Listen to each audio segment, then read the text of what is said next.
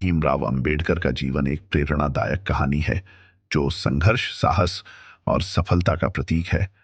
उनका जीवन किसी रोमांचक उपन्यास से कम नहीं है।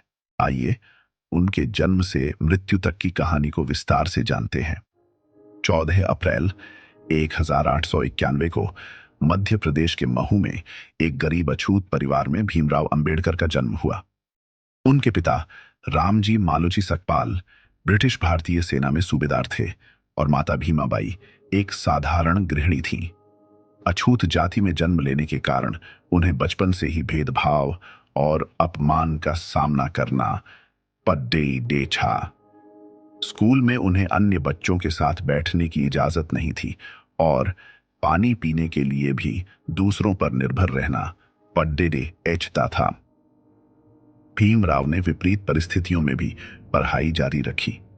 1897 में उन्होंने बॉम्बे के एल्फिंस्टन हाई स्कूल में दाखिला लिया और 1907 में मैट्रिक की परीक्षा पास की। यह उनके परिवार के लिए गर्व का क्षण था। आगे की पढ़ाई के लिए उन्हें बड़ौदा के गायकवाड़ डीएच राजा से आर्थिक सहायता मिली। उन्होंने बॉम्बे विश्वविद्यालय से 1912 में बीए किया और फिर उच्च शिक्षा के लिए अमेरिका चले गए। अमेरिका में कोलंबिया विश्वविद्यालय से 1915 में एमए और 1917 में पीएचडी की उपाधि प्राप्त की। यहां उन्होंने सामाजिक और आर्थिक असमानता पर गहराई से अध्ययन किया। इसके बाद वे लंदन स्कूल ऑफ इकोनॉमिक्स से डीएसएससी की डिग्री लेने गए। 1906 में मात्र 15 वर्ष की उम्र में भीमराव का विवाह रमाबाई से हुआ। रमाबाई ने उनके जीवन में संघर्ष के हर पल में उनका साथ दिया। उनके 4 बच्चे हुए, लेकिन दुर्भाग्यवश उनके जीवन में कई व्यक्तिगत त्रासदियां भी आईं। उनके 2 बेटे और एक बेटी का अल्पायु में निधन हो गया।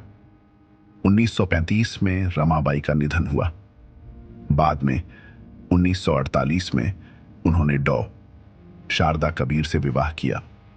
डॉक्टर अंबेडकर ने भारतीय समाज में व्याप्त जातिगत भेदभाव के खिलाफ एक बद्ध आंदोलन शुरू किया। 1927 में उन्होंने महादिद्दाठ सत्याग्रह का नेतृत्व किया, जो दलितों को सार्वजनिक जल स्रोतों तक पहुंच का अधिकार दिलाने के लिए था। उन्होंने छुआछूत मिटाने और समाज में समानता लाने के लिए कठोर परिश्रम किया। उनका मानना था कि शिक्षा, संगठन और संघर्ष के माध्यम से ही बदलाव लाया जा सकता है।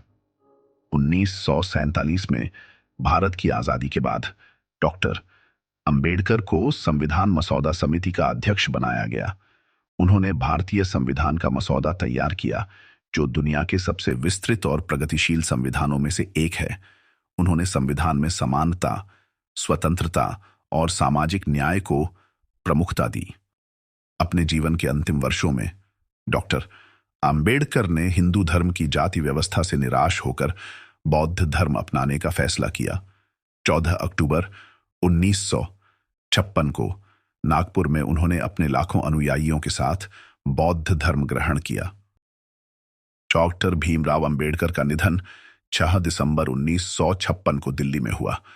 उनके जीवन की यह यात्रा एक अमिट छाप छोड़ दी आज गई। उनका योगदान आज भी भारतीय समाज को प्रेरणा देता है। डॉक्टर अंबेडकर का जीवन हमें यह सिखाता है कि कठिन परिस्थितियों में भी अगर संकल्प मजबूत हो तो हर बाधा को पार किया जा सकता है। अगर आपको हमारा कंटेंट पसंद आया हो तो हमारे चैनल को सब्सक्राइब करें और वीडियो को लाइक ज़रूर करें। आपका सपोर्ट हमारे लिए बहुत महत्वपूर्ण है।